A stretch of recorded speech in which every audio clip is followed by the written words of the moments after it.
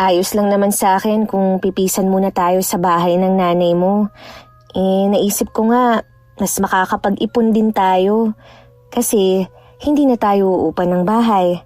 Nag-aalala kasi ako kay nanay mula nang matagpuan siya na walang malay sa bahay. Ako rin naman lalo na't paalis na uli ang ate mo papuntang Hong Kong para magtrabaho.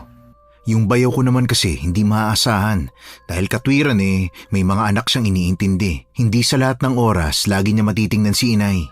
Kung sa bagay nga, biruin mo. Katabi lang ang bahay nila Kapit-bahay pa ang nakadiskubre na walang malay ang inay mo. Ibig sabihin lang nun wala siyang pakialam at hindi man lang masilip kahit sandali si inay. Kailan nga pala tayo lilipat? Alam na ba nila na titira tayo doon? Si inay lang ang nakausap ko. Hintayin lang daw nating makaalis ang ate. Okay, magliligpit na rin muna ako ng mga gamit natin. May mga tao talagang makakapalamuka at hindi na marunong mahiya.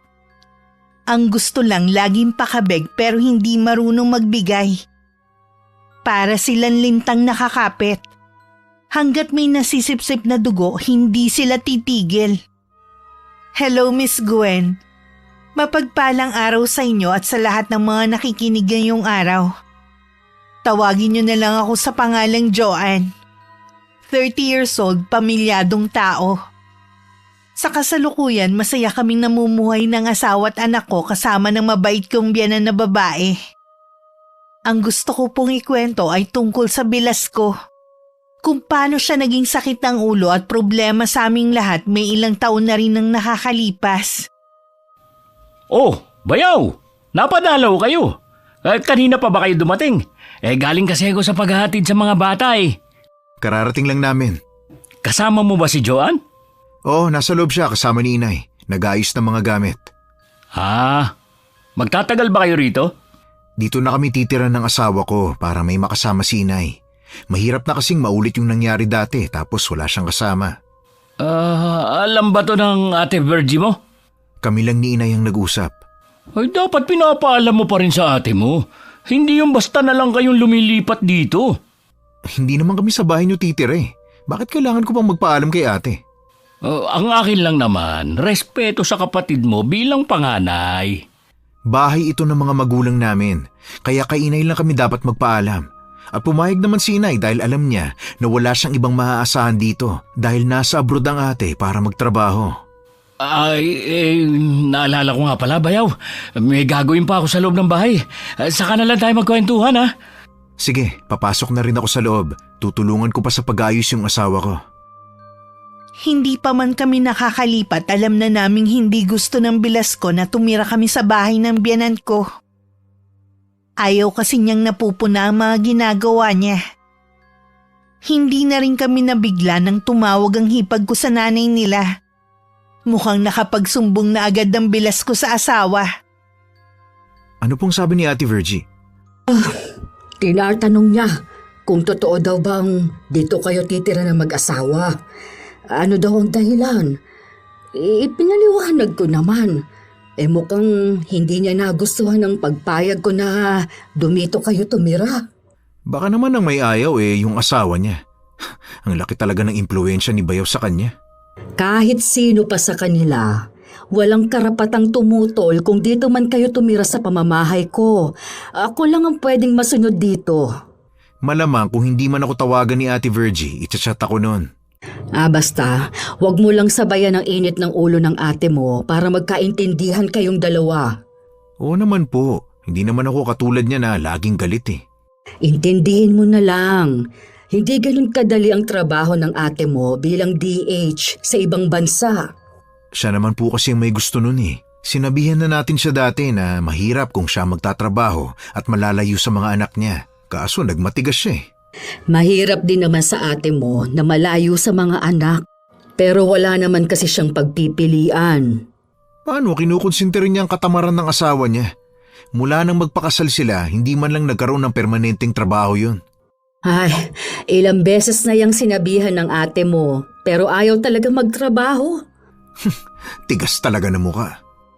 Alam ko na matagal ka nang naiinis dyan sa bayaw mo, pero pakiusap ko sa'yo, iwasan mo na magkaroon kayo ng hindi magandang pagkakaunawaan. Opo, Nay. Hindi ko naman kayo bibigyan ng sakit ng ulo sa pagtira namin dito. Nung hindi pa kami nagkakakilala ni Enzo, aminado din siya na naging rebelde siya at sakit ang ulo ng mga magulang. Madalas silang magtalo nun ng ama niya sa mga padalos-dalos na ginagawa niya na nagre-resulta sa kapahamakan niya. Pero nagbago ang lahat nang magkakilala kami at magpakasal. Kaya labis ang pasasalamat sa akin ni Nanay Ali. Sayang nga lang hindi ko na nakilala ang biyanan kong lalaki na ayon sa kwento ng asawa ko, istrikto pero mabait. Salamat nga pala, Iha, na pumayag kang dumito muna kayo. Yun nga lang, napalayo naman si Enzo sa trabaho niya. Napag-usapan na po namin na lingguhan na lang siya uuwi. Total naman free accommodation naman sila. Hindi na ako maiinip dito sa bahay dahil meron na akong makakakwentuhan. Hindi ko na kailangan mangapit bahay pa. Nagagalit kasi si Virgie kapag nalalaman niya na nangangapit bahay ako.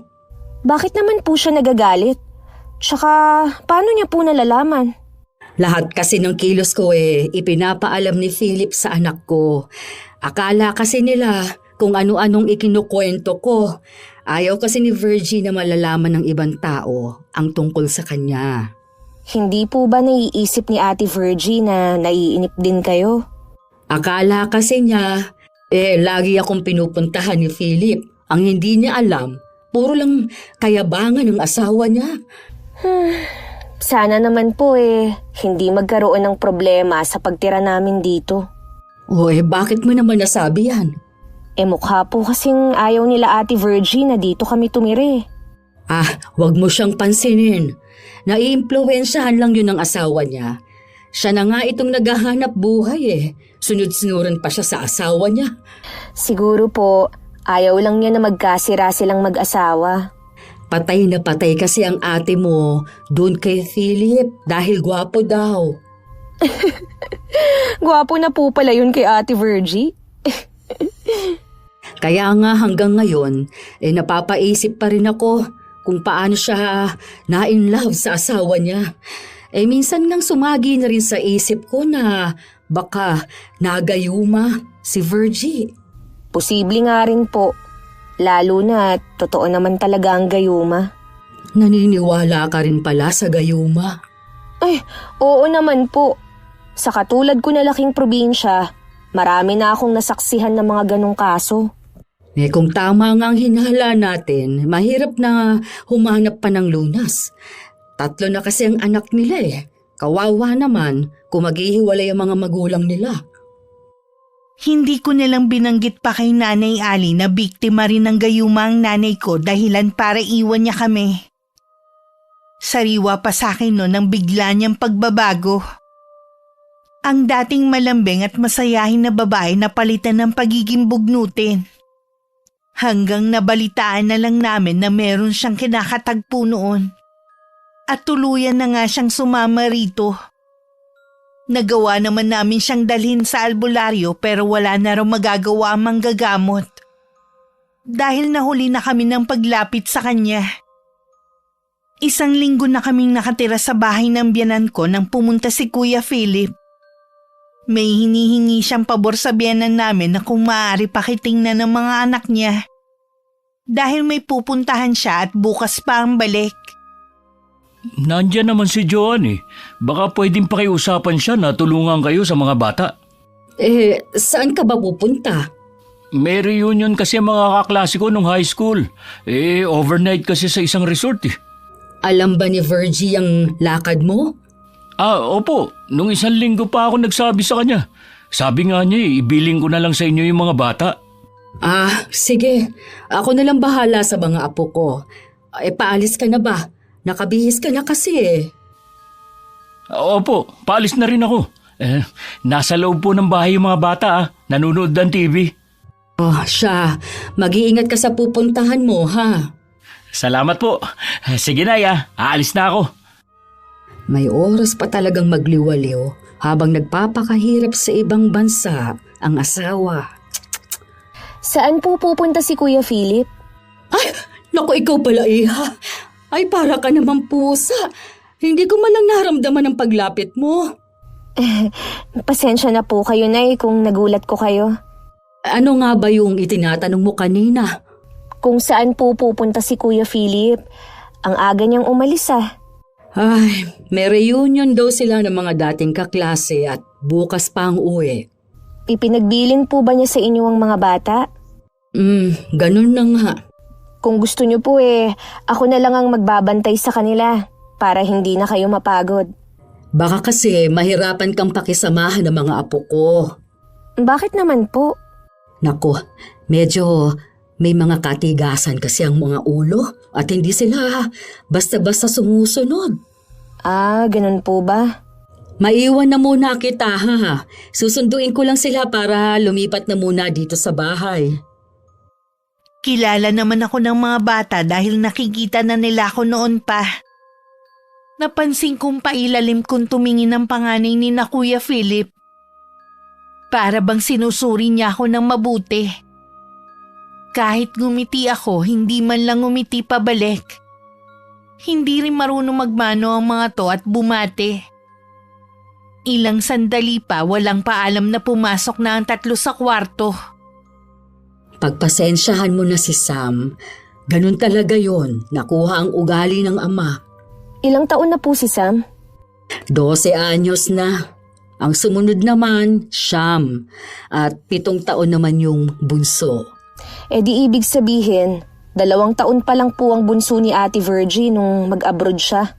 Kasi magli5 taon na siya ron Ganun na nga. Naalala ko pa. Ay, grabing iyak niya nung umalis. Wala pa po akong anak. Pero ramdam ko yung sakit na nararamdaman ni ate nung mahiwalay siya sa mga anak niya. Sana naman hindi yun mangyari sa akin. Huwag kang matakot. Masipag ang asawa mo at hindi niya hahayaang matulad kayo sa ate niya. Sa bagay nga po, wala na akong mahihiling pa kay Enzo. Nagpapasalamat nga ako sa iyo, Iha, dahil binago mo ang anak ko. Nawala ang pagkabarumbado niya. Ayun nga lang, ang ate naman niya ang nagbago ng ugali. Mahirap naman po kasi ang makialam sa kanila. Wala siyang ibang pinakikinggan kundi ang asawa niya. Kita ko sa mukha ni Nanay Ali ang lungkot. Hindi ko rin naman siya masisi. Sino ba namang ina ang gusto na ang anak malagay sa alanganin? Sa pagsulyap ko sa may pintuan ng kwarto, nakita ko na bahagya yung nakaawang at nakasilip si Sam. Akmang hahakbang ako palapit nang magsara yun. Nagkibit balikat na lang ako. Kinabukasan ako na lang ang nagpresenta na pumunta sa palengke. Ayaw kasi ng magkakapatid na ako maiiwan para magbantay sa kanila. Pagdating ko nandun na ang kotse ng bilas ko. Nadatnan ko siyang naglilinis. Ngumiti naman siya sa akin. Galing ka na pala sa palengke. Maaga akong pumunta kanina para hindi na ako abutan ng init. Ako kasi kahit anong oras pwede mamalengke. May sasakyan naman kami. Mabuti nga kayo, nakapagpundar na ng sasakyan. Malaking tulong din kasi yan Di ba malaki naman na sahod ni Bayaw? Bakit hindi pa kayo kumuha ng sasakyan? Hindi namin priority ang pagkuha ng sasakyan. May pinag-iipunan kasi kami Pwede nyo naman sigurong pagsabayin Madali lang naman ang paghuhulog. Etong sa amin nga, 2 taon na lang, matatapos na. Meron pa kaming pinag-aaral na 3 niyan. Sa private school pa sila pumapasok niyan. Wala pa naman kayong anak Plano rin namin yan, pero hindi muna ngayon. Siguro, bahay ang pinag-iipunan nyo, no? Maganda nga kung ganun. Dahil hindi naman tama na makipisan pa kayo kay Nanay Ali. Kaya lang naman kami dito tumira dahil walang kasama si nanay. Nag-aalala si Enzo na maulit na naman yung nangyari dati. Na walang nakaalam ng nangyari sa kanya. Hindi na naman naulit yun. At saka nandito naman ako natitingin sa biyanan natin. Okay lang naman kay inay na dumito muna kami. Tuwang-tuwa nga siya Ang kaso nga, ayaw ni Virgie na nandiyan kayo. Bakit naman ayaw ni Ate Virgie? Hindi ko alam. Baka ang ibig niya sabihin, may asawa na si Enzo kaya tama lang na bumukod na kayo. Sana naman, maintindihan niya na walang ibang magmamalasakit sa nanay niya kundi kami. Dapat pa nga siguro magpasalamat siya eh. Nandito nga kasi ako. Nabanggit nga ni inay na kahit magkatabi lang ang bahay niyo, hindi mo man lang siya binibisita. Tako, hindi totoo yan. Tuwing pagkahatid ko sa mga bata sa eskwelahan, lagi ko siyang sinisilip. Siya itong laging wala kaya hindi niya alam. O sige kuya, may iwan na kita ah. Aayusin ko pa kasi itong pinamili ko eh. Sige. Bigla tuloy nasira ang araw ko sa pakikipag-usap ko sa bilas ko. Hindi na nahiya na harapan niyang sinabi na ayaw niya kaming tumira dito. Tingin ko sa kanya merong itinatago na ayaw naming malaman. Kinalma ko na lang ang sarili ko at isinantabi muna ang nararamdaman kong inis sa kanya. Isang gabi narinig kong may kausap sa cellphone si Nanay Ali sa may veranda. Parang si Ate Virgie ang kausap niya at meron silang pinagtatalunan. Hinintay ko muna na matapos ang pag-uusap nila bago ako lumapit. Ay nako, itong batang ito Mabuti pang wag na lang siyang tumawag sa akin kung aawayin lang ako. Nay, si Ate Virgie po ba yung kausap niyo? Oo, iha. Nagsumbong pala sa kanya si Sam. Ayun, galit na galit sa akin. Ha? Ano naman po ang isinumbong ni Sam sa nanay niya? Nag-uusapan daw natin siya. Naalala ko nga po na nakasilip si Sam sa atin nung nag-uusap tayo. Kabata-bata pa niya marunong na siyang magsumbong. Ganun talaga ang batang yon. Kaya minsan, ayokong nandito sila sa bahay ko. Huwag niyo po sanang mamasamain Pero sa tingin ko, hindi pinapangaralan ni Kuya Philip ang mga anak niya. Kapag pinagsasabihan ko naman kasi ang mga bata, ako pang lumalabas na masama. Kung ayaw po nilang pinakikialaman niyo sila, huwag na lang silang humingi ng pabor sa inyo. Huwag niyo nang alagaan ng mga anak nila kapag may lakad si Kuya Philip. Baka sakali po na maisip nila na importante rin kayo. Tama ka, iha. Sa totoo lang, mula nang dumating kayo, kahit papaano gumaan ang buhay ko. Yun naman po ang dahilan kung bakit kami lumipat dito Kaya please po, relax lang kayo, ha? Kasi sa tuwing tumatawag si Virgie, inaaway ako dahil sa sumbong ng asawa at mga anak. Para bang hindi niya ako nanay kung pagsalitaan. Di ba nga, sabi niyo po, malaki ang impluwensya ng asawa kay ate. Lalo tuloy akong naiinis sa lalaking yun. Hayaan niyo na lang po sila. Mula nang lumipat kami sa bahay na yun, kami na ang gumagastos na mag-asawa. Sinabihan na lang namin si Nanay Ali na ipunin na lang ang pensyon niya. Noong una ayaw ng matanda pero bandang huli nakumbinse rin namin. Maliit lang naman kasi ang pensyon niya at dun pa kinukuha ang pambili niya ng gamot. Inakala pala ng bilas ko na ang biyanan namin ang gumagastos sa bahay. Kaya minsang nasa garden ako, nagpasaring na naman siya sa pagtira namin sa bahay ng biyanan namin. Ang laki na siguro ng ipon nyo, no? Sapat lang naman. Kami kasi, walang naiipon. Puro kasi palabas ang pera namin. At least, meron kayong nagagastos at hindi nyo kailangang mangutang sa ibang tao. Oo naman. Hindi naman kasi kami nagpapakargo sa iba. Hindi ganun kakapal ang mukha namin ni Virgie. Parang may laman yata yung sinasabi mo Diretsahin mo na nga ako. Matagal na ako nagtitimpi sa inyo. Hindi ba kayo marunong mahiya? Lumapit kayo dyan para makalibre ng gastos. Dyan nga naman sa bahay na yan, libre na kayo sa lahat. Yan ba ang ipinuputok ng butsi mo, Akala mo, si Nanay Ali ang gumagastos sa bahay na yan? Hindi ba? Para sabihin ko sa'yo, Kuya Philip, mula nung lumipat kami rito, kami na ang gumagastos. Hindi naman siguro lingid sa'yo na maliit lang ang pensyon ng biyanan natin. Huwag mo kaming itulad sa'yo na buong buhay na lang umaasa sa asawa, imbis na ikaw ang magtaguyod sa pamilya nyo. Ano ba pakialam mo? Eh ikaw, ano bang pakialam mo sa pagtira namin dito? Wala akong pakialam. Si Virgie nga kasi ayaw na nandiyan kayo. Paano kasi? Wala ka nang ginawa kundi sulsulan ng asawa mo. Kung ano-ano rin ang isinusumbong mo. Natural, dahil nagtatanong siya sa akin.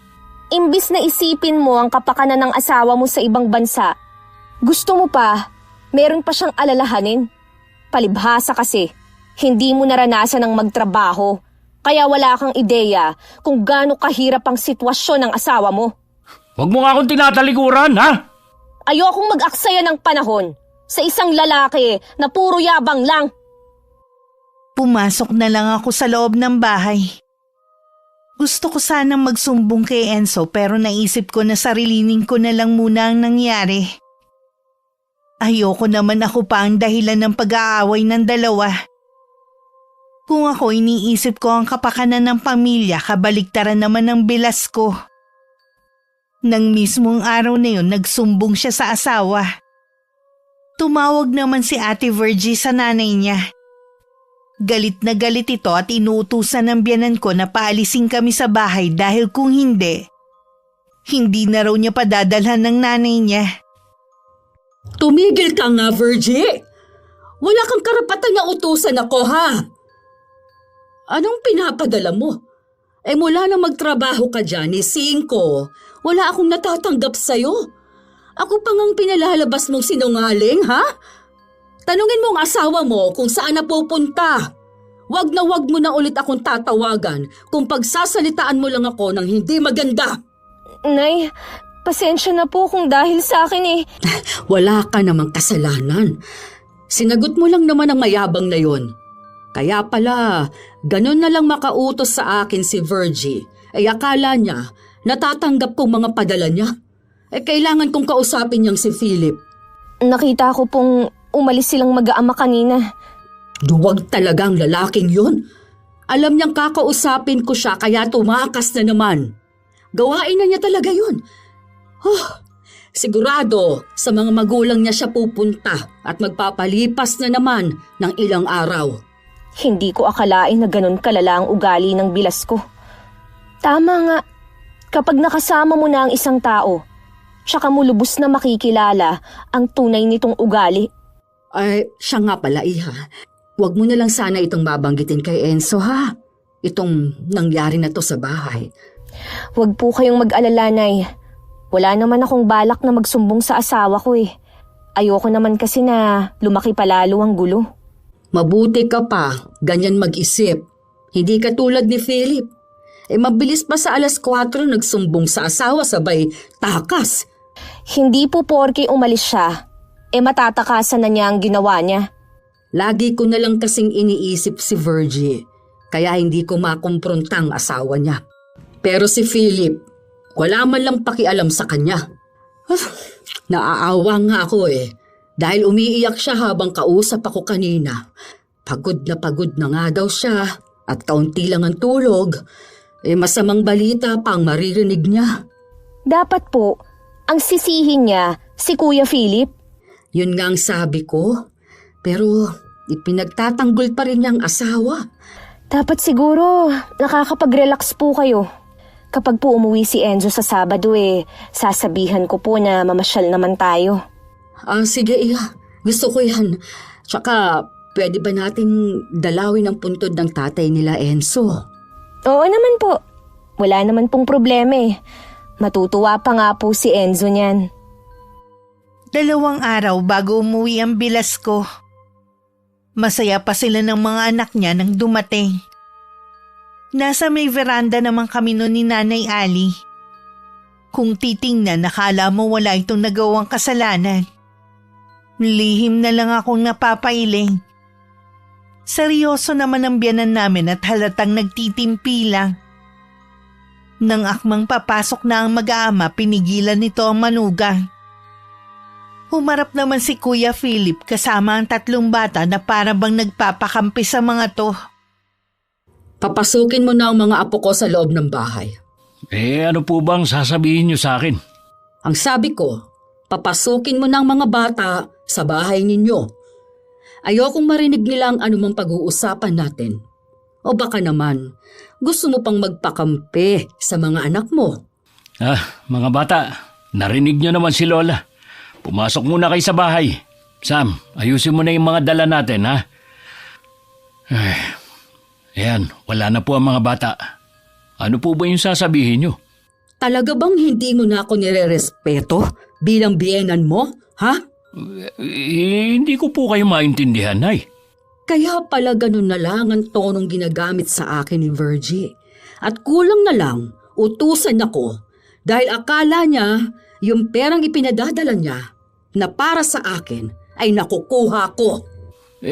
Kasi po, Nay. Huwag mo nang tangkain pa na magpalusot. Ang kapal pa ng mukha mo na panay sumbong ka kay Virgie. Kaya lang naman po ako nagsumbong kay Virgie dahil hindi ko nagustuhan ang mga pangiinsulto ni Joan sa akin. Mula nung dumating sila mag-asawa akala mo kung sino na sila. Bakit? Naiinsulto ka ba? Kahit papaano sila, hindi pa bigat na katulad mo. Naging 3 na ang anak ninyo, hindi ka pa rin nagbabago. Sabihin mo kay Virgie na wala kang ibinibigay sa aking pera. Tawagan mo ngayon si Virgie. Mamaya na lang po. Ngayon na, itong cellphone ko. Tawagan mo na siya.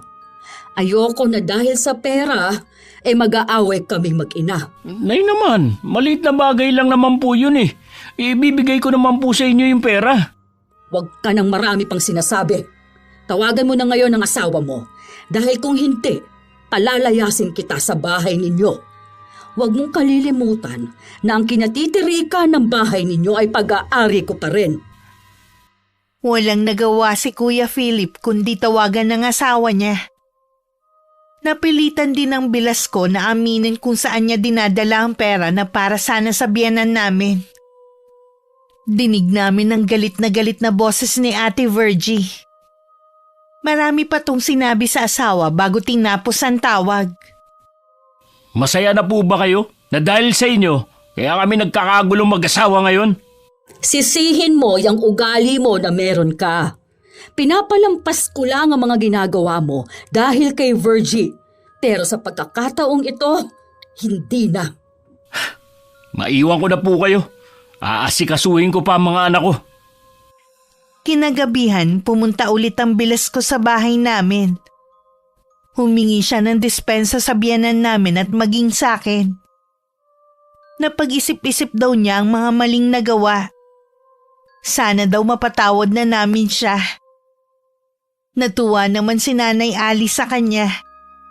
Pero ako, ibang kutob ko sa inaarte niya. Pakiramdam ko, pakitang tao lang ang ginagawa niya. Lalo na ng mga sumunod na araw na hindi kami pinapansin ng mga anak niya. Kahit ako nagulat ng irapan ni Sam ang kanyang lola. Nang sundan ko ang dalagita para sana pagsabihan, narinig kong nagtatawanan pa ang mag-ama. Mukhang si Kuya Philip pa talaga nagtuturo sa anak kung paano maging bastos sa kanilang lola. Sinarili ko na lang muna ang nalalaman ko. Hanggang dumating na si Enzo at sinabi kong gusto kong ipasyal ang nanay niya. Kung gusto nyo mag-camping na lang tayo. Ayos lang yan sa akin. Namimiss ko na nga rin ang mag-camping Gusto ko yan, anak, para maiba naman. Hihiramin ko na lang yung sasakyan ni Insan para may magamit tayo. Dala-dalawa naman ang sasakyan nun Sabihan nyo lang ako kung anong mga dadalhin natin na pagkain at ako nang bahala. Sige, maiwan ko na muna kayo. Titignan ko lang ang pinakukuluan kong baka. Sige po, Nay. Ipagluluto ka raw ni Inay ng paborito mong nilaga. Yan ang isa sa mga namimiss ko kay Nanay. Ay, siya nga pala. Kamusta kayo dito sa bahay? Ayos naman. Hindi ba tumatawag sa'yo si Ate Virgie? Hindi ko pa pala nababanggit sa'yo na blinak niya ako sa messenger. Nagtalo kasi kami nung huling tumawag siya sa akin Oh, ano naman ang pinagtalunan nyo? Huwag mo na lang mababanggit kay Inay Gusto niyang umalis tayo sa bahay na to. Parang gustong angkinin ni ate ang bahay at lupa namin dahil siya daw ang mas may karapatan dahil siya ang panganay.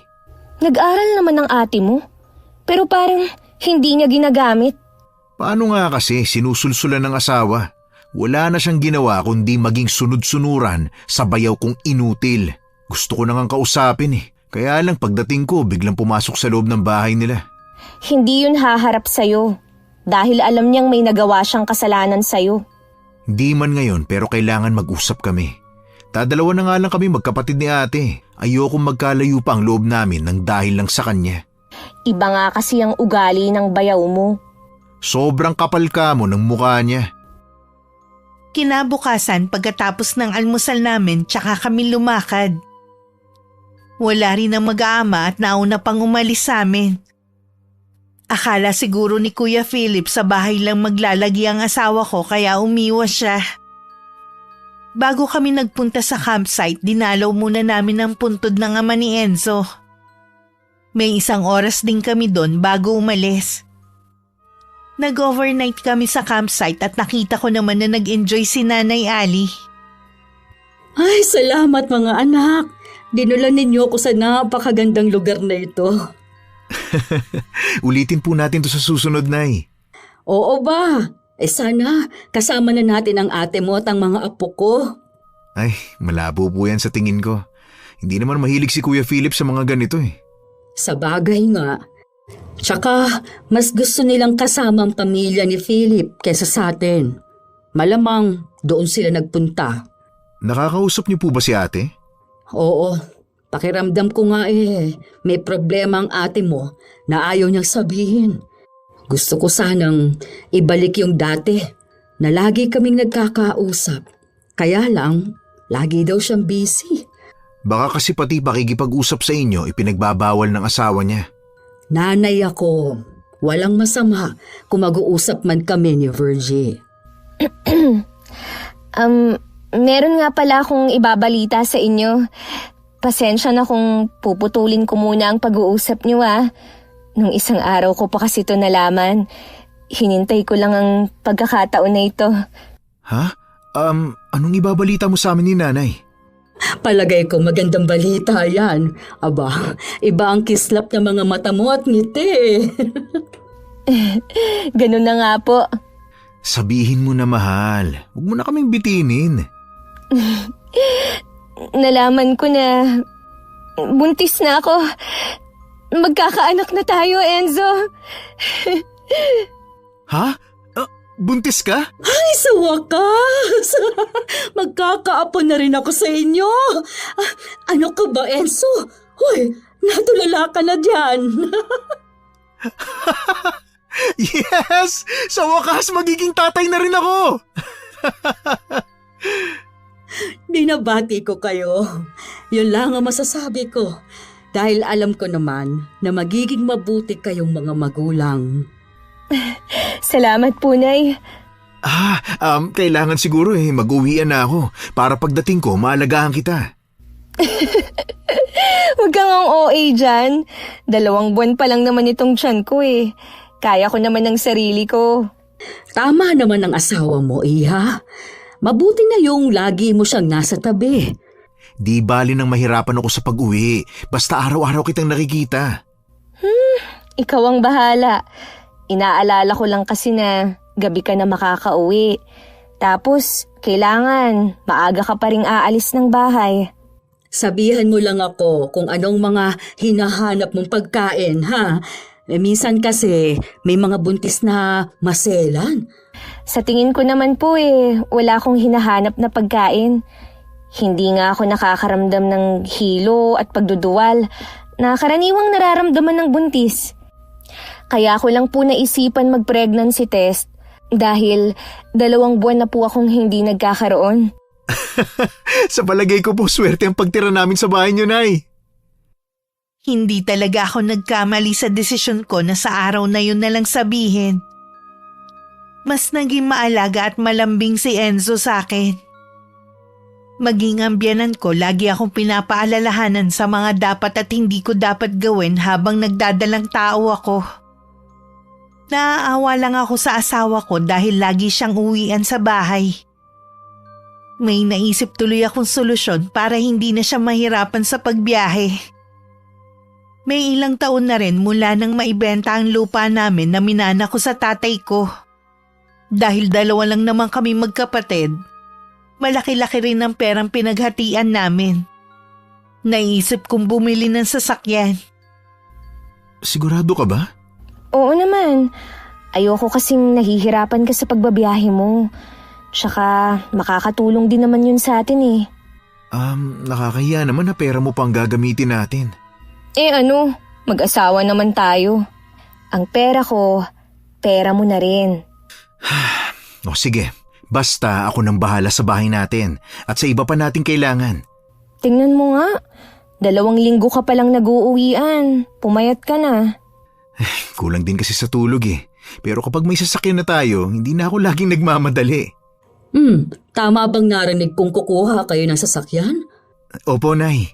Ang akala ko ba bahay ang priority ninyo? Si Joa naman po ang bibili. Yung perang pinagbentahan ng bahay at lupa nila ang gagamitin namin. Ganun ba? Makakasakay naman ba ako kung sakali? Oo naman po. Salamat naman kung ganon.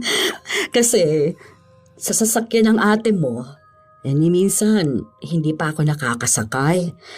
Lagi na lang ang kamag-anak ni Philip ang hinahayaan niyang sumakay.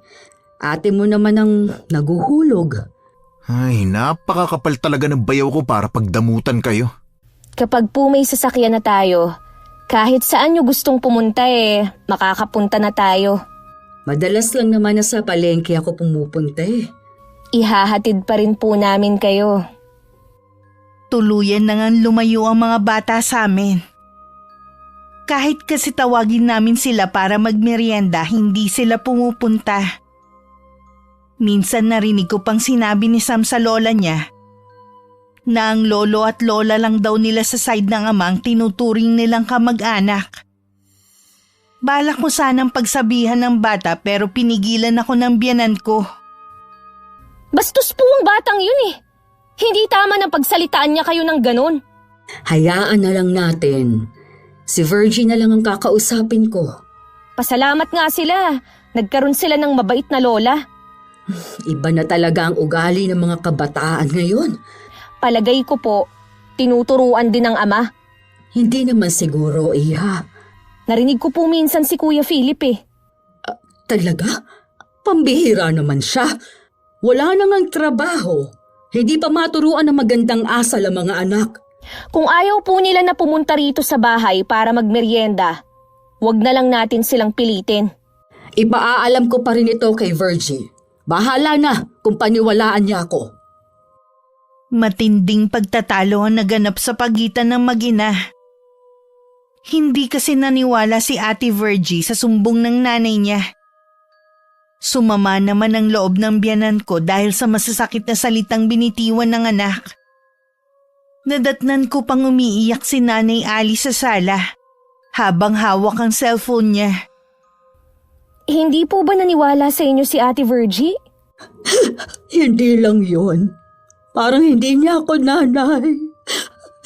Pagkatapos ko siyang dalhin ng 9 na buwan sa sinapupunan ko, inalagaan at pinag-aral. Ito pa ang igaganti niya. Ang sigawan ako, dadaig ko pang ibang tao. Wala na po akong ibang naiisip kundi pansamantalang putulin niyo muna ang ugnayan sa kanila. Maiisip din po niya balang araw ang mga mali niyang sinabi sa inyo. Wala na talaga siyang ibang pinaniniwalaan kundi ang asawa niya. Naaawa man ako sa kanya dahil alam ko na pinipirahan lang siya ng asawa at pamilya nito. Siya naman ang bulag sa pagmamahal dito. Hindi niya makita ang mga mali ni Philip. Bulag na nga po siya sa pagmamahal. Hindi na niya naiisip na naliligaw na ng landas ang mga anak niya. Magpapahinga na muna ako at sumikip kasi ang dibdib ko. Nay, gusto niyo po bang dalhin ko kayo sa ospital? Teka lang tatawagan ko si Enzo. Huwag na, ayos lang ako. Pahinga lang ang kailangan ko. Sigurado po ba kayo? Oo naman. Kahit anong pilit ko, ayaw talagang magpadala sa doktor ni nanay. Binantayan ko na lang siya sa silid niya hanggang makatulog siya. Hindi naman ako mapakali hanggat hindi ko nakakausap si Kuya Philip. Kaya lumabas ako para harapin siya. Nagkataon namang nasa labas siya ng bahay at may kausap sa cellphone. Nang makita ako, agad na siyang nagpaalam sa kausap sa kabilang linya. May kailangan ka? Sumama ang pakiramdam ni inay dahil sa pagsagot-sagot ni Sam sa lola niya. Ayun ba? Bata lang yung anak ko. Sana hindi na lang pinansin ng inay. Akala mo yata, hindi namin alam na tinuturuan mong maging bastos ang mga anak mo sa amin? Hoy, huwag mo ang pagbibintangan ha. Narinig ko kayo mismo ng anak mo. Itatanggi mo pa ba? Hindi ko alam kung ano sinasabi mo.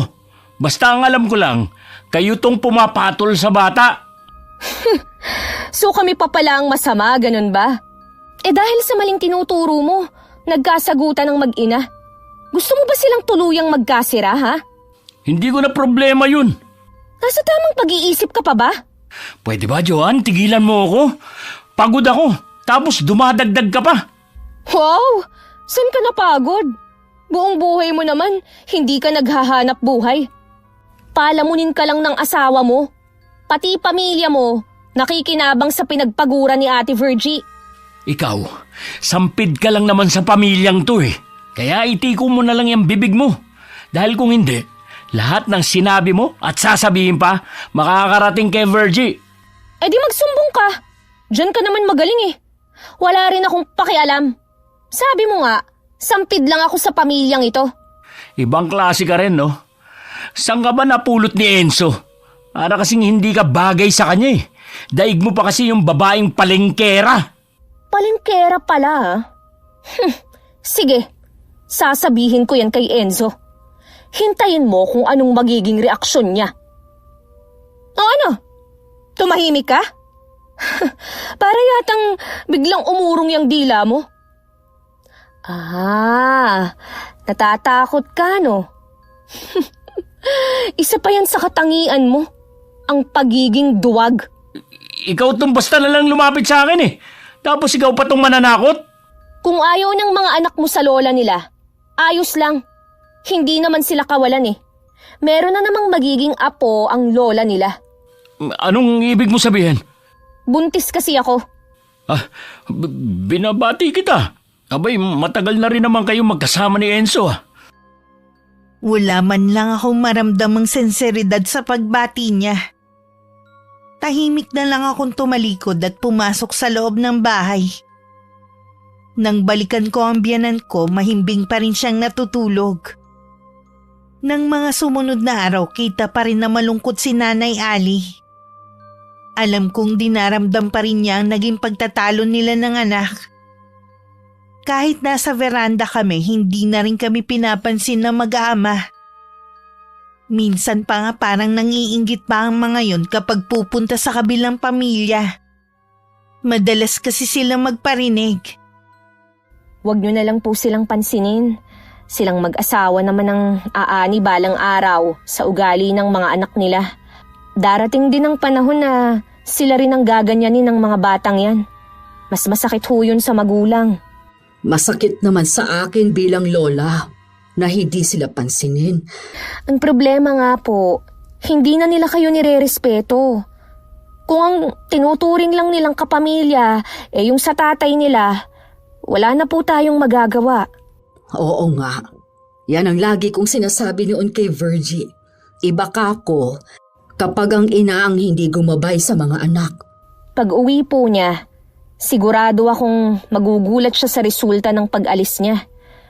Minsan, nababaliwala rin ang pagkita ng pera kung hindi naman lumaking mabubuti ang mga anak. Ay, mabuti ka pa. Malawak ang pag-iisip. Marami lang po akong napulot na mga pangaral kay tatay nung nabubuhay pa siya. Tuwing binabanggit mong tatay mo, punong-puno ng pagmamahal at respeto. Siguro, responsable at mabait siyang ama. Sayang nga lang, hindi na kami nabigyan ng pagkakataon na magkakilala. Mabait po talaga si Itay. Buong buhay niya, ibinuhos na lang niya sa amin pagkatapos nilang maghiwalay ni Inay noon. Kaya tingin ko, hindi na kita kailangang gabayan pa. Magandang pagpapalaki sa'yo ng itay mo. Kailangan ko pa rin po ang gabay niyo, lalo na sa pagbubuntis ko. Marami pa akong hindi alam. Huwag ka mag-alala. Aalalayan kita hanggang manganak ka. Sabihan mo lang ako kung ano pang mga kailangan mo. Para na rin ako nagkaroon ng pangalawang ina sa katauhan ng biyanan ko. Kaya nasasaktan din ako kapag nakikita ko siyang umiiyak at nalulungkot. Hindi man lang naisip ng bilas ko na swerte sila sa matanda at hindi ito katulad ng ibang mga biyanan. Ilang araw nang wala ang mag-aama sa kanila. Kaya ako nasabi dahil wala ang kotse nila. Kaya ako lang napansin dahil lagi akong nasa labas ng bahay para magpaaraw. Excited na rin ako dahil ilang araw na lang darating na rin ang kotseng binili namin. Inayos na nga ng biyanan ko ang gilid ng bahay. Inalis niya doon ang mga lumang gamit para hindi maging sagabal. Hindi ka ba papasok? Mainit na ang sikat ng araw sa balat. Maya-maya po, Nay. Wala pa rin pala ang mag-aama mo. Ilang araw na ba silang wala? Pang-4 na araw na po ngayon na wala ang sasakyan nila dyan. Baka may okasyon sa partido ni na Philip. Tumatagal kasi sila doon kapag may okasyon. Nay, ni minsan po ba inimbita kayo ng pamilya ni Kuya Philip? Maliban nung kasal ng dalawa, hindi na ulit ako nakatungtong sa kanila. Kahit nung nandito pa ang ate Virgie mo, hindi naman niya ako isinasama. Mabuti ka pa nga nun. Birthday at binyag ng pamangkin mo inimbita mo ko. Siyempre naman po, parte na kayo ng pamilya namin.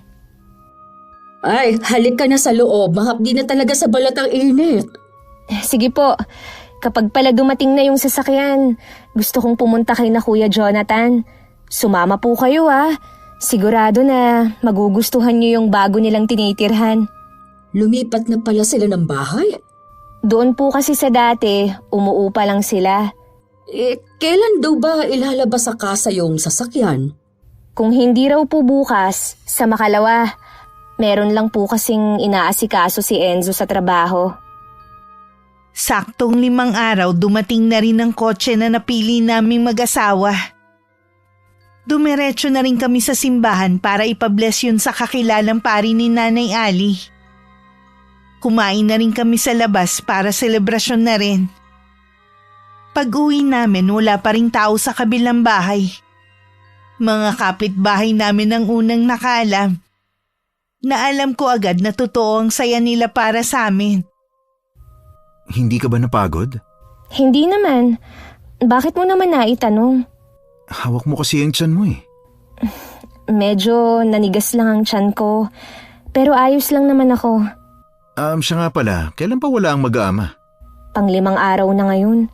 Kung tatanungin mo ko kung saan sila nagpunta, hindi namin alam. Dahil hindi naman sila nagpapaalam tuwing aalis sila. Kahit nakikita nila kami sa may veranda. Tumatanda talagang paurong yung bayaw kong yun. Hindi na rin namin sila pinakikialaman. Dahil sa ipinapakita ng mga pamangkin mong kabastusan sa nanay mo. Wala naman kasi silang matututunan sa tatay nilang makapal. Anong ituturo nun na maganda? Kawawa pa rin syempre ang mga bata. Dadalhin kasi nila yun hanggang paglaki At yun din ang sasalamin sa mga magulang nila. Di anihin nila. Wala naman dapat sisihin kundi sila rin Pwede bang sa araw na wala kang pasok dalawin naman natin si Kuya Jonathan? Oo naman, isama natin si Inay. Sinabihan ko na siya. Sa pang-6 na araw may tumigil na kotse sa tapat ng gate. Akala ko may bisita kaya lumabas ako para tingnan. Pero ganun na lang ang gulat ko nang bumaba si Kuya Philip at mga bata.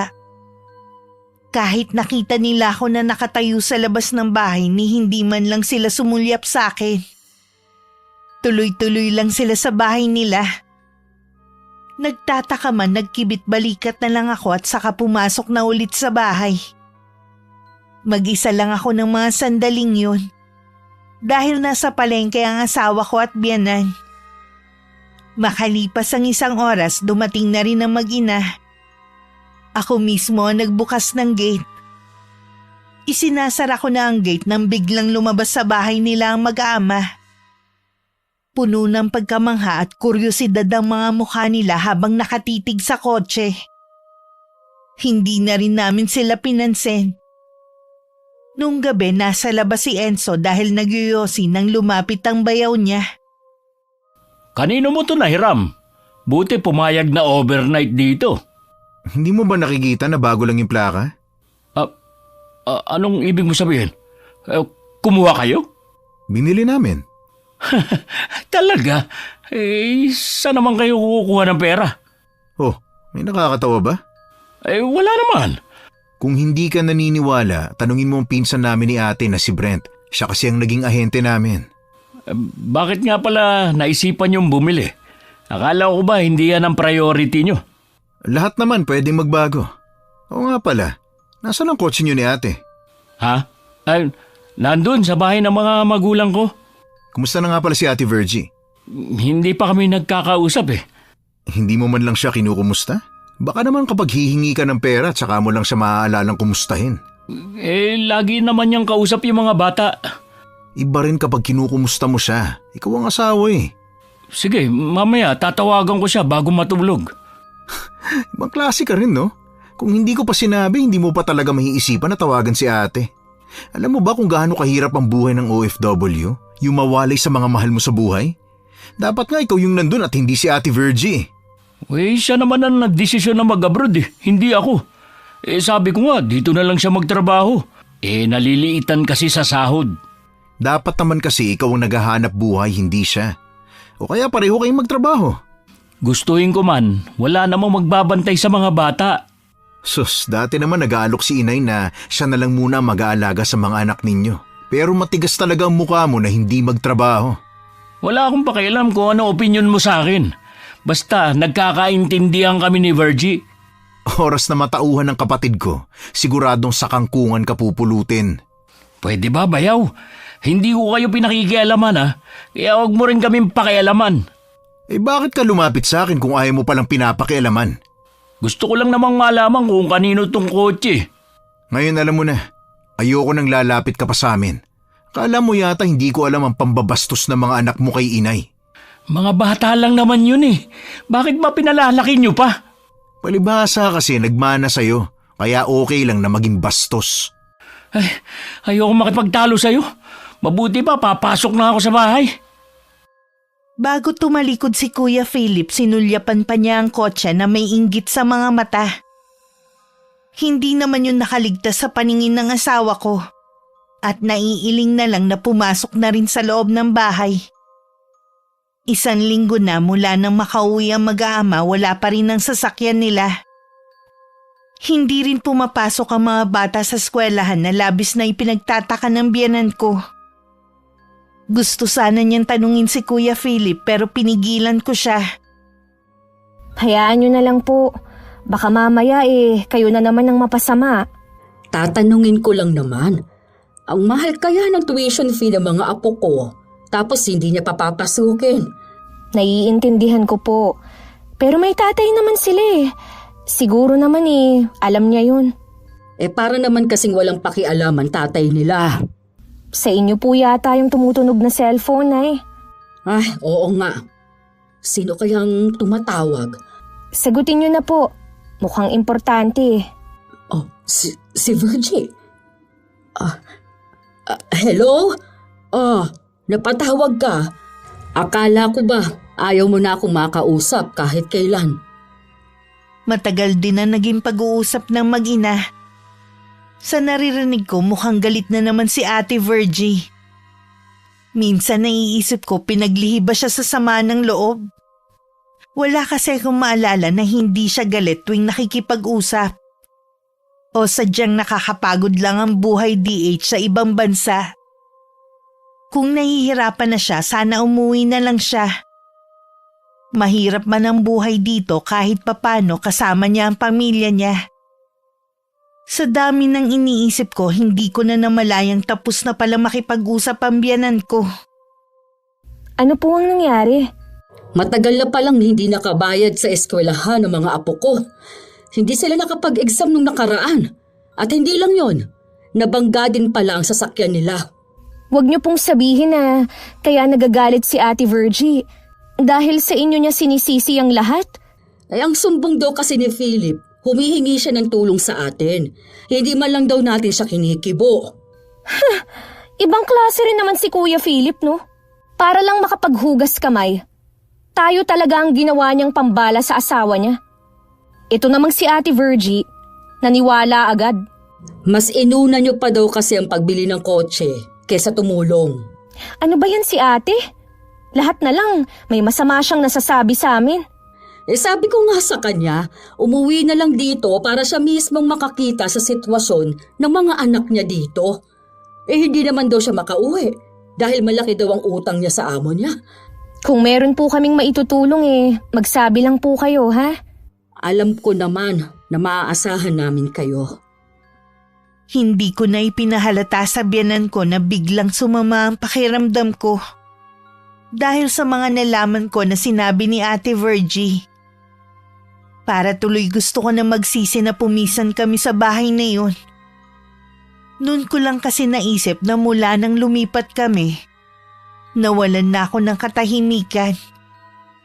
Kinabukasan kinausap ng biyanan ko si Kuya Philip tungkol sa problema ng mga apo. Bigla naman nagliwanag ang mukha ng bilas ko sa narinig at nakahinga ng maluwag. Sabi na nga ba, hindi nyo kami matitiis eh. Ginagawa ko ito alang-alang sa mga apo ko. Kakausapin ko ang prinsipal ng eskwelahan na malapit dito. At baka pwede pa nating maipasok ang mga apo ko kesa naman huminto sila ng 1 taon. Teka lang po, yung tinutukoy nyo bang eskwelahan yung public school na malapit dito sa atin? Oo, yun na nga. Nay, hindi naman sanay doon mag-aaral ang mga anak ko. Ayokong manibago sila. May naiisip ka pa bang solusyon? Akala ko kasi mag-o-offer kayong bayaran ng balanse ng mga bata sa eskwelahan na pinapasukan nila.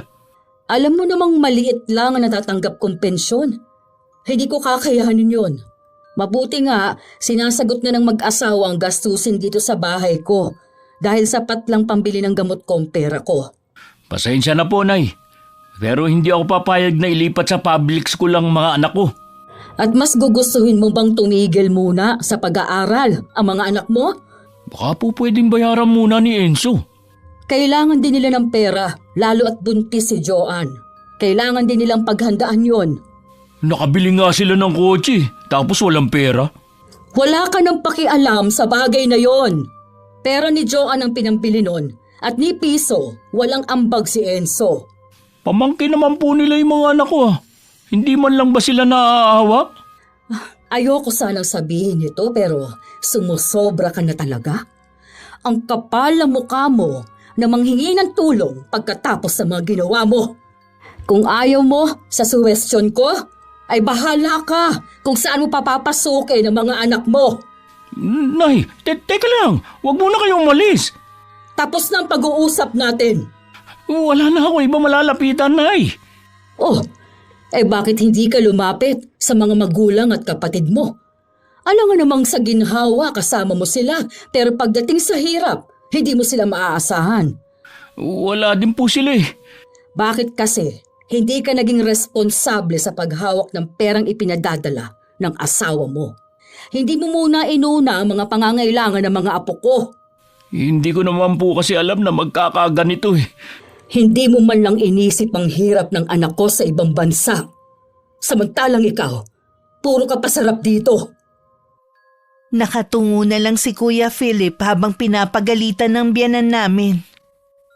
Sa huli, wala na rin siyang nagawa kundi ilipat na lang sa ibang eskwelahan ng mga anak. Ang biyanan ko na rin na nagbibigay ng baon. Dahilan para pansinin na rin ng mga bata ang lola nila. Bigla rin nagbago ang bilas ko. Naging mabait na siya sa pakikitungo sa amin pero hindi ako naniniwala sa pinapakita niya. Alam kong hindi bukal sa loob ang kabaitan niya. Nararamdaman kong meron siyang kailangan at hindi nga ako nagkamali. Bayaw. Di ba day off mo bukas? May iba ka bang lakad? Wala naman, mas gusto ko lang magpahinga dito sa bahay. Ba't mo na itanong? Kasi hihingi sana ako sa'yo ng pabor eh. Anong pabor? Kwan kasi, birthday nung pamangking ko bukas eh. Imbitado yung mga anak ko. Mahirap naman kung mamamasahe lang kami. 3 pa sila. Malayo din kasi yung bahay eh. Baka pwede namang hiramin yung kotse nyo. Pasensya ka na Bayaw ha. Hindi kasi ako pwedeng basta na lang magpahiram dahil hindi naman sa akin to. Sigurado naman napapayag si Joan eh. Itatanong ko sa kanya pero huwag kang umasa. May kadamutan din paling asawa mo. Anong sinabi mo? Para kotse lang eh. Pinagdadamot pa. Bakit ikaw? Madamot ka rin naman ah. Hindi naman kasi ako nagbabayad ng sasakyan namin dati. Wala yung ipinagkaiba ngayon. Umalis ka na nga sa harapan ko. Baka kung ano pang magawa ko sa'yo. Nitong mga nagdaang araw, madalas akong tanghali na magising. Hindi rin kasi ako agad nakakatulog sa gabi. Hindi ko natuloy maasikaso ang asawa ko bago siya pumasok sa trabaho niya. Mabuti na lang maunawain siya at naiintindihan ang sitwasyon ko. Kahit inaantok pa, bumangon na ako at nagpunta sa kusina para magtimpla sana ng gatas nang marinig ko na may kausap ang biyanan ko. Tatalikod na sana ako na marinig ko ang pangalan ko. Mukhang si Ate Virgin na naman ang kausap ni Nanay. Wala ka nang ipinagkaiba sa asawa mo kung magsalita. Magkasing kapal na rin ang mga mukha ninyo. Gusto nyo lagi na lang kayong pinagbibigyan. Pagod na ako sa pag-intindi sa'yo. Lahat na lang ng sumbong ng asawa mo pinaniniwalaan mo. Huwag mo na akong tawagan dahil hindi ko na rin naman sasagutin. Nang araw na yun, umalis ang biyanan ko para puntahan ng isang kaibigan. Gusto sana niya akong isama pero tumanggi ako. Isa kasi sa kinatatamaran ko ang pag-alis ng bahay. Tuwing check-up ko nga pinipilit ko lang talagang lumabas. Kasalukuyan akong nasa sala noon at nanonood ng TV nang pumasok si Sam. Hinahanap niya ang lola niya. Nang sabihin kong wala, tumingin siya sa akin at sa tiyan ko. Biglang nagpanting ang tenga ko nang sabihin niya na sana tiyanak ang anak ko kapag lumabas ito. Bigla akong tumayo at sa gulat nito napatakbo palabas. Kahit nahihirapan sa paglalakad, sumunod ako sa bata hanggang sa loob ng bahay nila. Anong klase kang ama? Para turuan mo ng kalokohan ng anak mo, ha? Ano ba sinasabi mo dyan? At saka, hindi ka pwede pumasok dito. Sana, sinabihan mo rin ang anak mo na huwag basta papasok sa bahay at magsasalita ng hindi maganda. Hoy Sam, hindi mo ba alam na pera ko ang ipinambabayad sa service nyo papuntang eskwelahan? Tapos sasabihin mong sana tiyanak ang anak ko paglabas? Huwag ka nga sumigaw dyan. Tinatakot mo ang anak ko eh. Wala akong pakialam. Abwisit kayong mag-ama. Mula ngayon, wala na kayong mahihitang tulong sa amin. Bawiin mo sinabi mo. Hindi buwisit ang anak ko kundi ikaw. Hindi ko nababawiin. Inubos nyo na ang pasensya ko. Subukan ulit ng anak mo na magsalita ng hindi maganda sa anak ko. Siguradong pagsisisihan niya. Hindi nyo alam kung ano ang kaya kong gawin. Baka gusto nyong makita ang ibang katauhan ko. Mabuti pa, umalis ka na. Umiiyak na ang bata eh. Ikaw, Sam, huwag na huwag ka nang pupunta sa amin. Dahil baka ikaw ang gawin kong tiyanak. Baliw ka na yata eh. Tahan na, Sam. Huwag kang matakot sa bruhang yun. Isusumbong natin siya sa nanay mo kapag tumawag siya. Hindi nagtagal, dumating na ang biyanan ko at naabutan akong namimilipit sa sakit ng tiyan. Gusto na nga niyang dalhin ako sa ospital pero tumanggi ako. Ilang sandali lang naman na wala na rin naman ang pananakit. Hindi pa rin niya ako tinigilan na kailangan ko pa rin matingnan ng doktor. Sinabi ko na lang na bukas check up ko naman. Sinabi ko rin naman sa kanya ang dahilan ng pagsama ng pakiramdam ko. Sa galit niya, pinuntahan niya si Kuya Philip sa bahay nito. Nasaan si Sam? Nasa kwarto po niya. Umiiyak dahil sa ginawa ni Joanne. Siya pa ngayon na may ganang umiyak pagkatapos ng ginawa niya sa tita Joanne niya. Ang manugang niyo ang problema eh. Bata, papatulan niya. Kahit naman sinong ina na sabihan na tiyanak ang anak, papatol talaga sa matabil mong anak.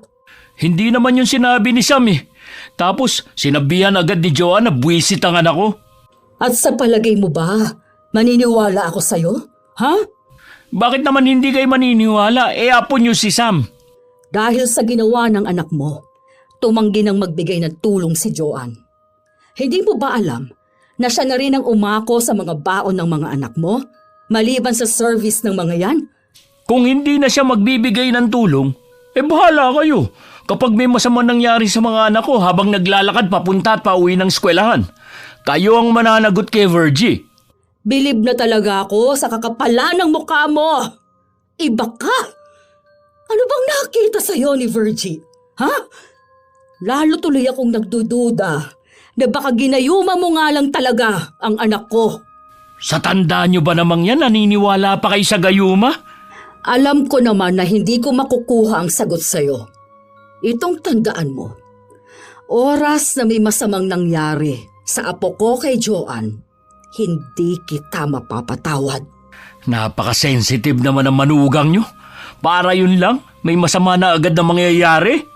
Hindi mo ba alam, namimilipit sa sakit ng tiyan si Joanne nung dumating ako?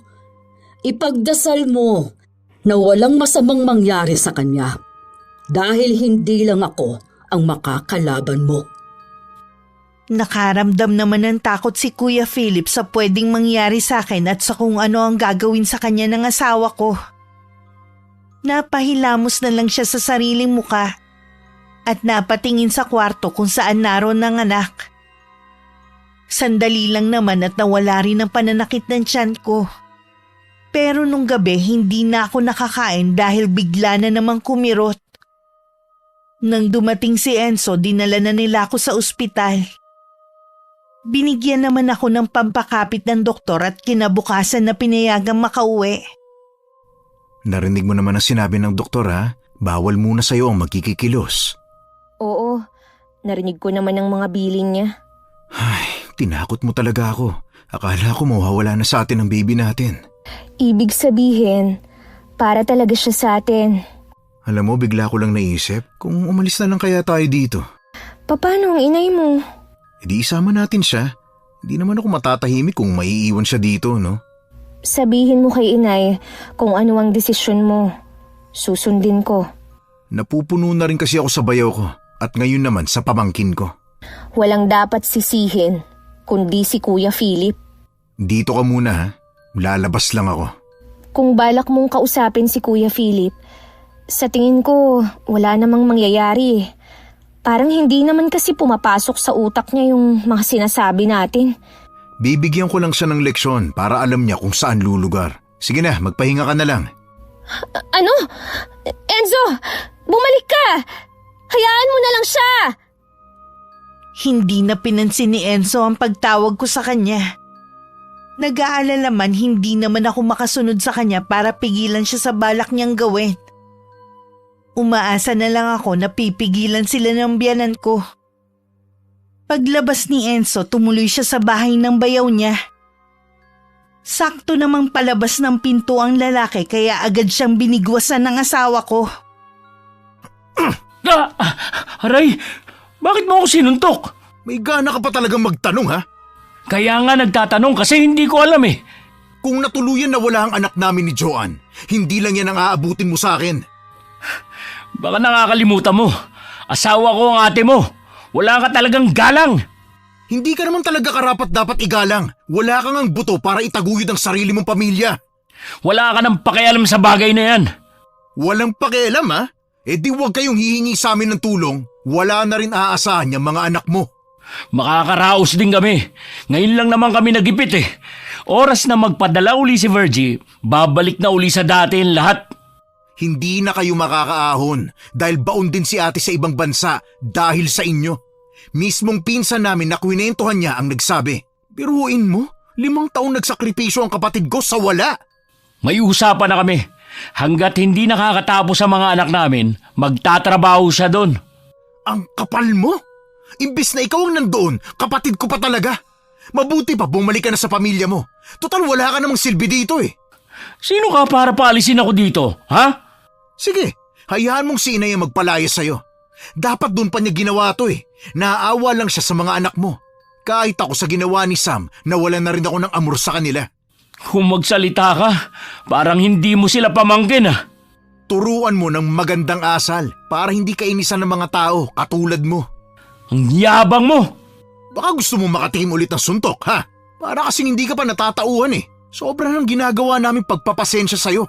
Tumanda ka na lang, hindi ka pa rin nagbabago. Sa dami ng mga masasakit na salitang natatanggap mula sa asawa ko ang bilas ko. Para bang manhid na siya sa anumang naririnig niya. Nakahinga lang din ako ng maluwag nang bumalik na si Enzo. Halata pa rin sa kanyang mukha ang galit. Pinilit ko na lang din makapagpahinga at binilinan siya na wag nang lalabas ng bahay. Epekto siguro ng gamot na iniinom ko, mabilis akong inantok at nakatulog.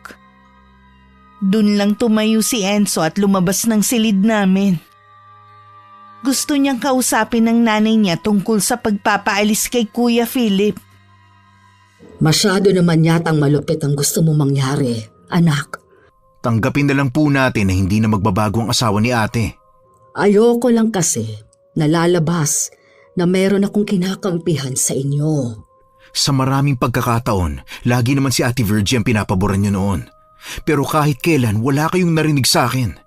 Ang inaalala ko lang kasi ang mga apo ko. Mga pamangkin mo sila. Kahit ganun katigas sa mga ulo nila. Ayaw naman nilang makinig sa inyo. Di dun sila sa kamag-anak ng tatay nila. Paano naman ang pag-aaral nila? Baka lalo silang maguluhan kung aalis na naman. Nawalan na kasi ako ng amor para sa kanila. Basta yun ang desisyon ko. Kung hindi niyo po magagawa na paalisin sila, kami na lang ang lalayo. Pwede po kayong sumama sa amin. Alam mong hindi ko magagawang iwan ang bahay na ito. Nandito lahat ng alaala ng tatay ninyo. Hindi naman po habang buhay na mawawala kayo sa bahay na ito. Hayaan mo. Pag-iisipan ko yung sinabi mo. Pasensya na po kayo, Nay, kung naiipit kayo sa sitwasyon namin. Ilang araw lang naman bumuti-buti na ang pakiramdam ko. Hindi pa nga lang ako pinapayagang lumabas ng biyanan ko. Nasa silid pa ako noon nang marinig ko ang ingay sa labas. Dahil sa kuryosidad, lumabas ako. Nasa sala na ako nang makita kong sinisigawan ni Sam ang lola niya. Grabe talaga ang batang yun.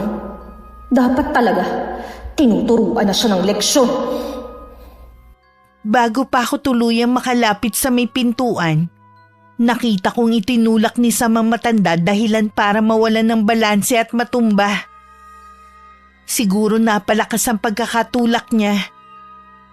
Kahit ang bata natulala sandali bago lumapit ang ama na nandun lang pala at hindi man lang inawat ang anak.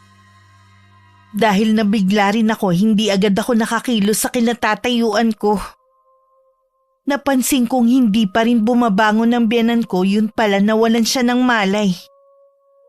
Nang makalabas ako at malapitan siya, wala na ang mag-ama. Humingi na lang ako ng tulong sa mga kapitbahay para madala sa ospital si Nanay Ali. At saka ako tinawagan si Enzo. Kamusta na si Inay? Wala pa rin siyang malay. Sabi ng doktor, maayos na raw ang lagay niya. Nag-request pa rin ako ng CT scan para masiguro na wala talagang pinsala ang ulo niya. Ano bang nangyari? Nakita ko na sinisigawan ni Samang lola niya. Bago pa ako makalapit, naitulak na niya si Inay. Tapos bigla na lang silang nawalang mag-ama. Sa mga kapitbahay ako humingi ng tulong. Mapapagalitan ko talagang batang yon. Enzo, huminahon ka. Baka mamaya ikaw pang mabaliktad eh. Di ko naman pwedeng palampasin ang ginawa niya kay inay. Walang dapat sisihin, kundi ang bayaw mo at mali niyang pagpapalaki. Hayaan na lang natin na ang karma ang maningil sa kanila. Pagkatapos ng mga nangyari, sigurado na paaalisin na sila ng inay sa bahay nila. Dahil kailangan ko pang uminom ng gamot, nauna na akong umuwi ng bahay. Pagdating sinulyapan ko pa ang kabilang bahay. Saradong-sarado yun pero alam kong nasa loob lang ang mag-aama. Pagkatapos kong uminom ng gamot, isinagawa ko na ang plano ko. Kailangan matapos ko ang orasyon bago umuwi ang mag-ina. Gamit lang ang kandila at litrato na isagawa kong kulam na magpaparusa sa bilas ko. Natutunan ko yun sa aking lola na nanay ng tatay ko. Natatandaan ko pa ang sinabi niya noon. Gagamitin ko lang ang kaalaman ko sa mga taong masasama at gusto kong bigyan ng leksyon. Salamat po, Lola Caridad, sa ipinamana niyo sa akin. Gagamitin ko lang po ito ngayon para turuan ng leksyon ang taong ubod ng kapal ng mukha. Pangako, ito na ang una at huli na gagamitin ko ang kaalaman kong ito. Hanggang makauwi si nanay sa bahay, hindi man lang nagpakita ang mag-aama sa amin. Nalaman naming nagalit pala si Sam sa lola niya dahil nalaman ng bata na wala nang tutulong sa kanila. Ayaw daw nito na maglakad papunta at pauwi ng eskwelahan. Kung ano-ano na daw ang sinasabi nito. Hindi lang inaasahan ng matanda na itutulak siya ng apo. Hindi na rin namin napigilan si Enzo na sumugod sa kabilang bahay. Pero hindi inaasahan ng asawa ko ang madaratnan. Sa bungad pa lang ng pinto, umaalingasaw na ang kakaibang amoy. Wala ring sumasagot sa pagtawag niya. Ano bang amoy yun? Hindi ba sila naglilinis ng bahay nila? Kuya Philip! Nasaan kayo? Huwag mo akong taguan! Alam kong nandyan ka! Enzo, nandito sa kwarto. Nandyan ka lang pala? Kanina pa ako tawag ng tawag, hindi ka man lang lumalabas. Ganyan ka ba talaga? Kuya Philip? Anong nangyari sa'yo? Tulungan mo ko, Enzo. Hindi ko alam kung ano nangyayari sa akin. Kahapon pa masama ang pakiramdam ko. Wala akong tigil sa pagsusuka. Hindi rin ako makakain dahil lasang kalawang yung pagkain. Tapos, ito, nagkaroon na ng butlig yung balat ko. Sobrang kati na hindi ko mapigilan na kamutin. Hindi ko naman alam na magsusugat. Nasaan na nga pala mga bata? Nung nasa ospital kayo, pinasundo ko sila sa kapatid ko. Nakita mo kung anong resulta ng pagpapalaki mo sa mga pamangkin ko? Yang nangyayari sa'yo, karma na yan. Tulungan mo ako, bayaw. Tulungan mo ako madala sa ospital. Baka malala na ang sakit ko. Bakit hindi ka humingi ng tulong sa pamilya mo? Hindi daw nila ako matutulungan. Alam ko nandidiri lang sila sa akin. Pagkatapos ng mga ginawa mo, sa amin ka pa talaga hihingi ng tulong. Bahala kang mabulok dyan. Bayaw! Huwag kang umalis, bayaw! Para walang awa! Huwag mo kong iwan dito! Huwag mo kong iwan, Enzo! Parang bingin na walang narinig si Enzo sa pagmamakaawa ng bayaw niya. Pagdating sa bahay, ikinuwento naman niya ang nangyayari kay Kuya Philip. Tahimik lang ako at hindi nagbibigay ng anumang opinyon. Kahit masama ng ginawa ng bilas ko, nag-aalala pa rin ang biyanan ko sa kanya. Hindi mo siya dapat iniwan doon. Dalhin mo na siya sa ospital. May pamilya naman siya. Hayaan yung silang magdala sa kanya sa ospital. Sabi mo nga, parang wala namang pakialam ang pamilya niya sa bayaw mo. Paano? Puro pakabig lang ang pamilya niya, parang siya. Ngayon, wala nang mahihita sa kanya. Hindi na siya makahingi ng pabor. Anak, ako na ang nakikiusap. Dalihin mo na si Philip sa ospital para magamot na. Sa kwento mo pa lang, malala ng bayaw mo. Alam ko na naging masama siya sa atin, pero huwag natin siyang gantihan ng masama din. Oo na, sige na. Pero pagkatapos nito at hindi pa rin siya nagbago, pasensyahan na lang kami. Hindi ko na siya ituturing na bayaw. Dinala na nga ng asawa ko ang bayaw sa ospital. Pagdating doon, inasikaso naman sila agad. Medyo nailang pa nga si Enzo dahil nakilala siya ng ilang nurse doon. Sa ospital din kasi na yun namin dinala si Nanay Ali. Okay naman lahat ng pagsusuri sa bilas ko. Binigyan lang siya ng gamot at ointment. Pinaiiwas rin muna siya sa mga malalansang pagkain. Hindi maiwasang magtaka ni Enzo dahil kung siya ang tatanungin, alam niyang malala na ang lagay ng bayaw. Pero sa tingin ng mga doktor na sumuri, hindi naman malala ang sakit nito. Anong sabi ng doktor? Mamamatay na daw ba ako? Yan pa talagang naisip mo. Pinapauwi na nga tayo. Ha? Ang ibig sabihin, hindi naman pala malala ang sakit ko? Yun nga pinagtataka ko eh. Pero doktor sila, mas alam nilang nangyayari sa'yo. Sinuri ka naman nila ng mabuti. Salamat nga pala, bayaw. At dinala mo ko dito sa ospital. Ginawa ko lang to dahil sa pakiusap ni Inay. Sa kanya ka magpasalamat. Pag-uwi natin, magpapasalamat din ako sa kanya.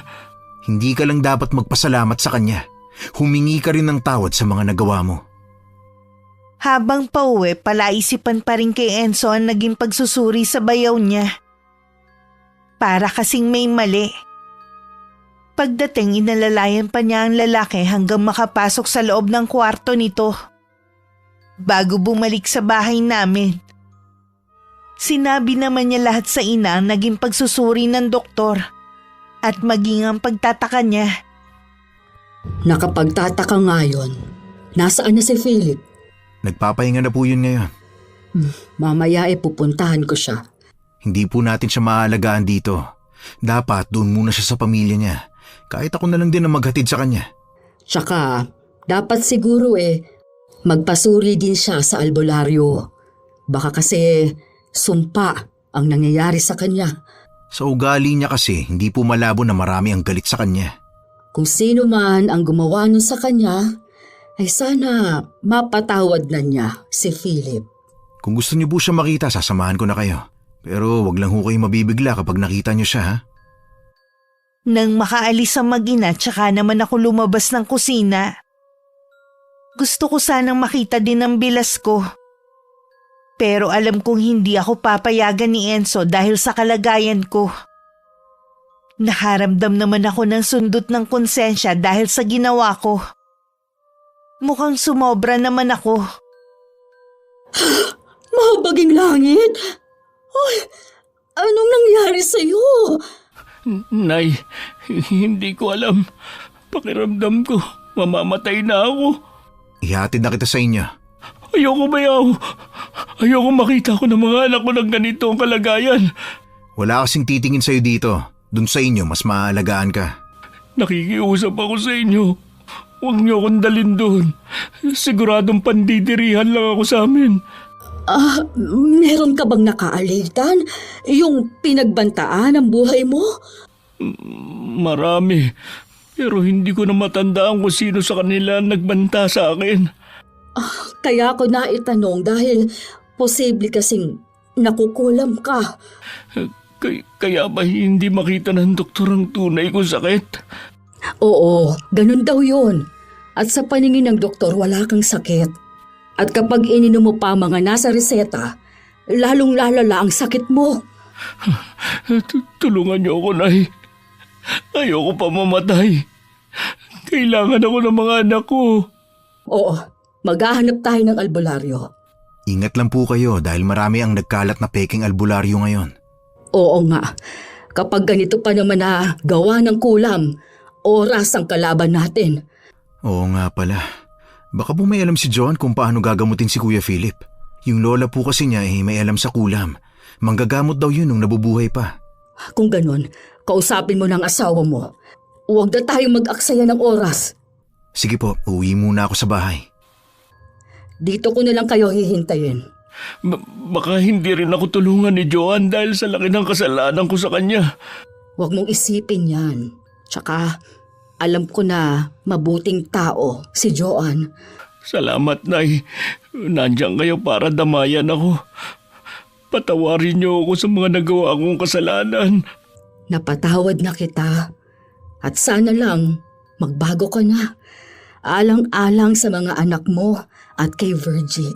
Pangako, magbabago na ako.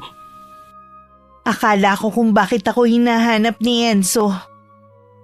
Bigla kasing sumama ang pakiramdam ko kaya nahiga na muna ako. Sinabi niya na sisiguro nilang kinukulam ang bayaw niya.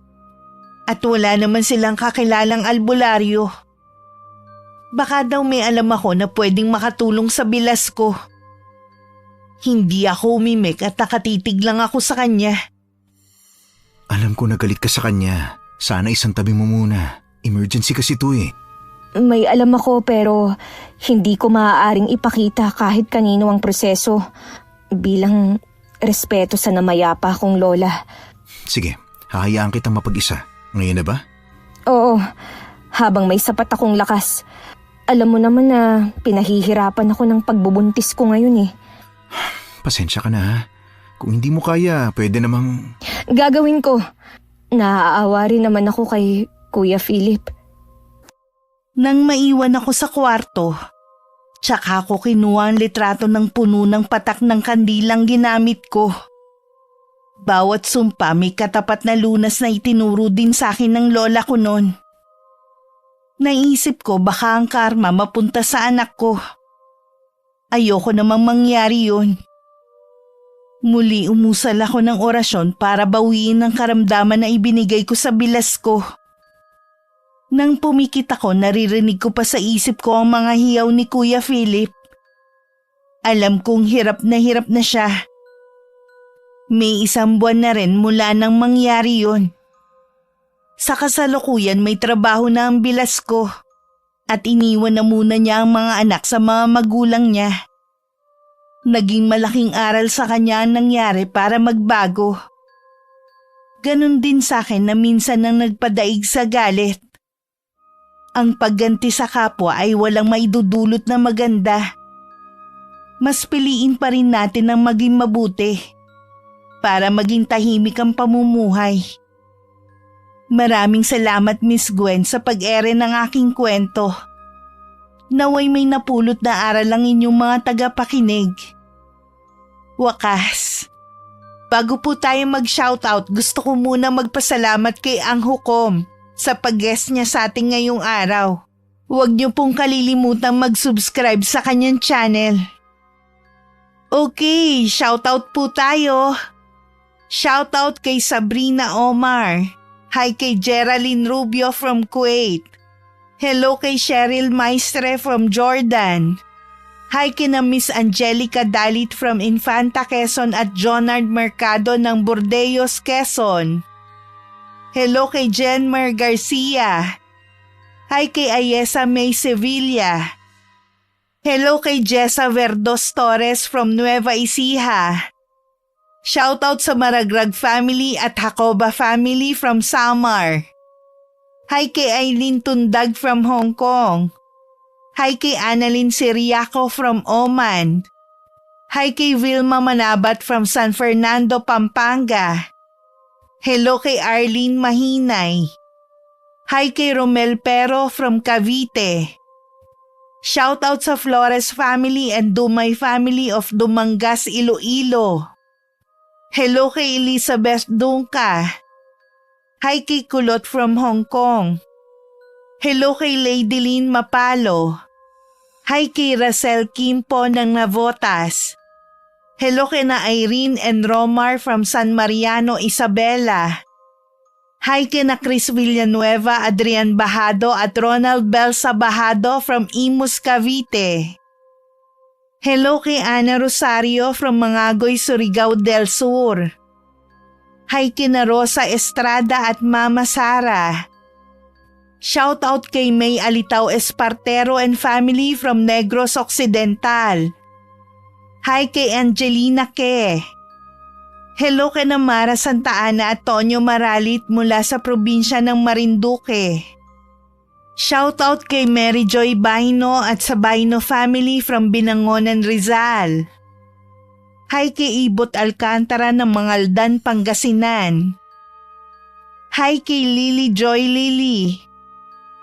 Shoutout sa Rubenesha family, Pajarito family, Turla family and Baldosa family ng Northern Samar. Hello kay na Hailey, Drake and Saline from Daan Bantayan, Cebu. Hi kay Rosemary Casonete. Hello kay Pamela Talaok from Aklan. And hi kay na Ma'am Jonalyn Nesperos at Ma'am Jermaline Gakayan from LU.